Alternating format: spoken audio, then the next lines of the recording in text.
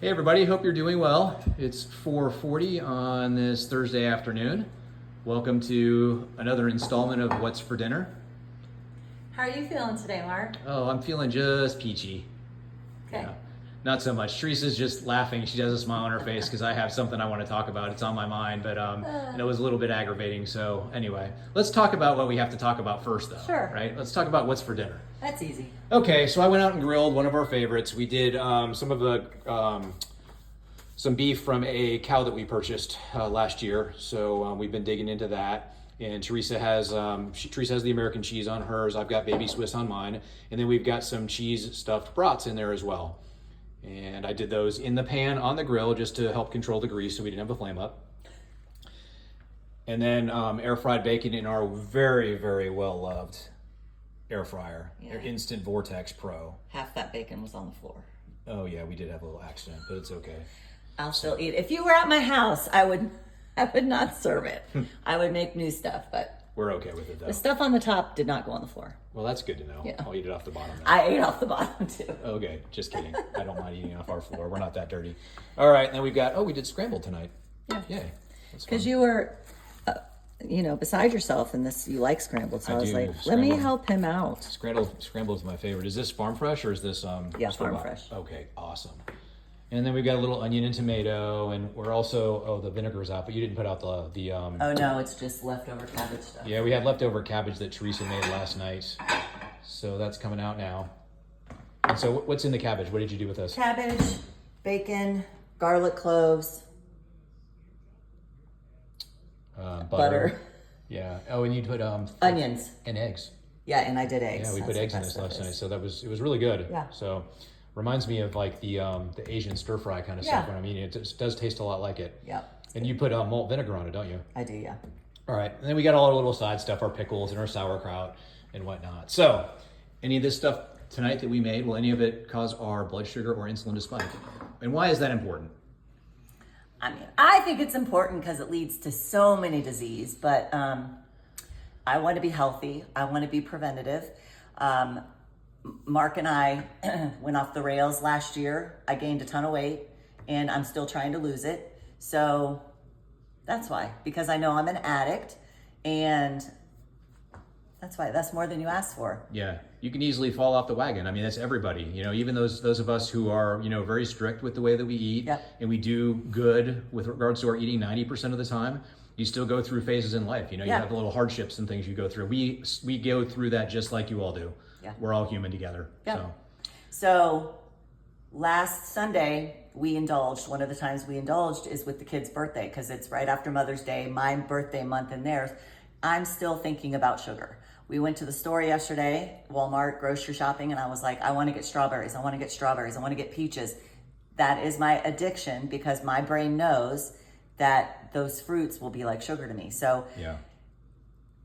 So let's just go right into it. When Yeah. people try to sell you a program and say, you don't have to stop, you can have anything you want, you don't have to give up your pizza and your cheesecake and your wine, they're selling you an idea that could fit, but they would be outliers, okay? If I tried to moderate wine, cheesecake, pizza, and all that other stuff, I would get into big trouble. So Mark got irritated because he saw a clip, which I've seen this before, of one of the influencers saying, you can eat pizza and look like me. And he was a jacked, handsome guy. Okay, you cannot eat, most of you, and definitely not me, eat pizza and still look like him. But they try to sell you don't have to give up your wine, you don't have to give up this or that, because they're trying to feed into your addiction. Would you pay a trainer $200 a month if they told you have to give up wine, cheesecake, pizza, and salsa and chips? Probably not. Or your coffee drinks that you get it from Starbucks, Right. those kind of things. Your desserts you get. Yeah, from your Starbucks. dessert or your breakfast desserts, your lunch desserts, your dinner desserts from Starbucks. Absolutely. Would you pay a trainer $200 a month if they say you're going to have to give up your alcohol, you're going to have to, all the things? No, you would think twice. That's for sure. The problem is, and what upset me about this is, it's very predatory behavior. They're latching on to your food addiction, your inability to control what you're putting in your mouth, and they're preying on you with that. Yes. It's predatory behavior, and that really upsets me. And they're telling you what you want to hear, not what you need to hear. Guys, there is no magic pill for this. There is no easy button. This is literally work. You have to educate yourself and you have to work. The good thing is you can do it on your own. It does take work. It does take time, and there's effort involved, but you can do it on your own.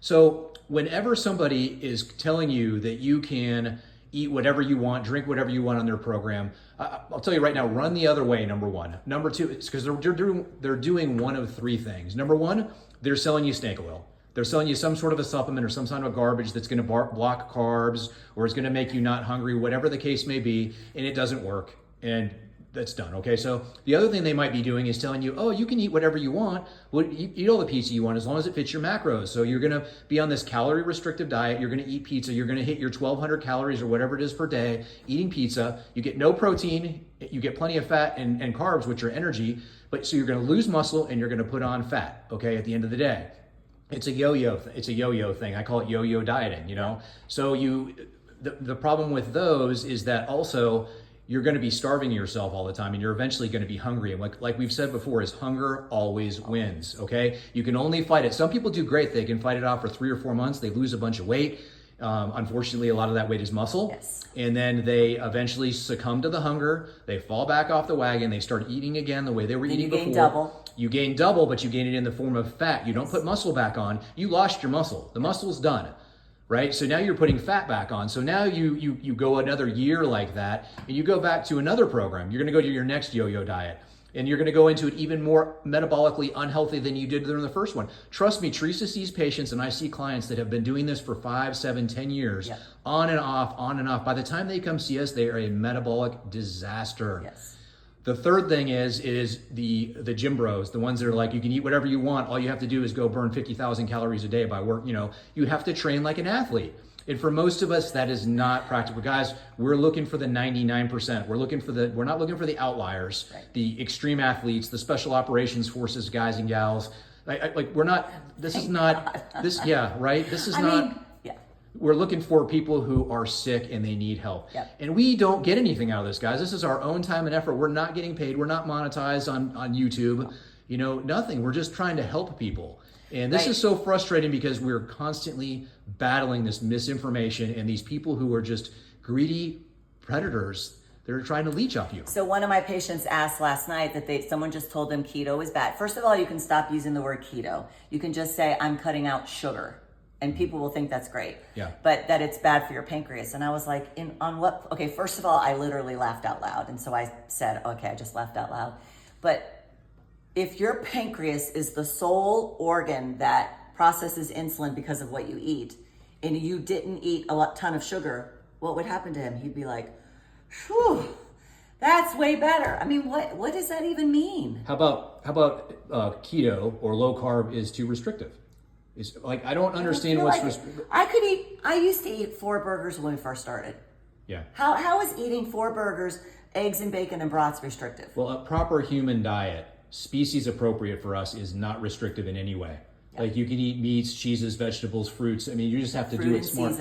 In season, absolutely. So this is tough, guys. This is really frustrating, so. He was so mad when I was really fired up. When I came home and I was like, and as soon as I started telling him this next part, he's like, I thought of that before I even got going, but I'm like, I hear that every day, back-to-back patient. I heard 2 today. Yeah. One, the lady was like, I'm having terrible menopause symptoms. I feel miserable. The male doctor said to her, you went through childbirth. That's way worse. This will end.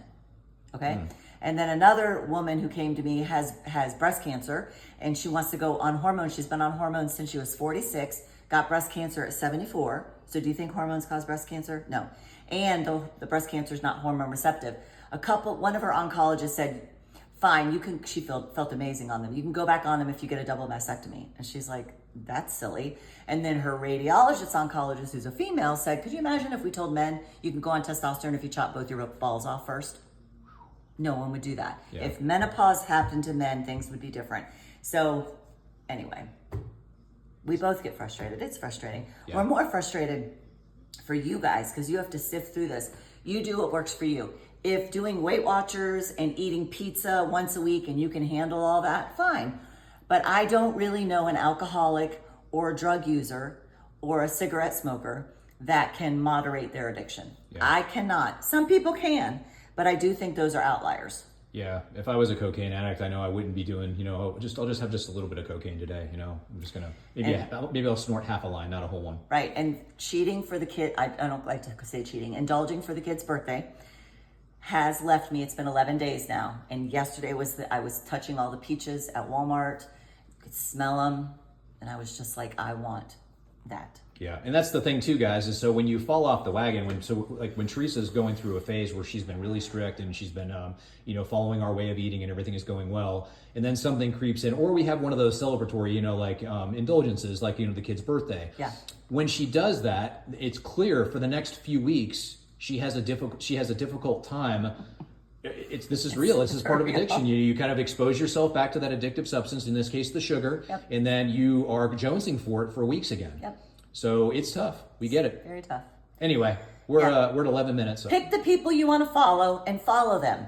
I remember Ken Berry one time saying, I told someone they had to lose weight and their eyes went straight to my button that was about to pop because I was 350 pounds at the time. And I realized, what am I even talking about?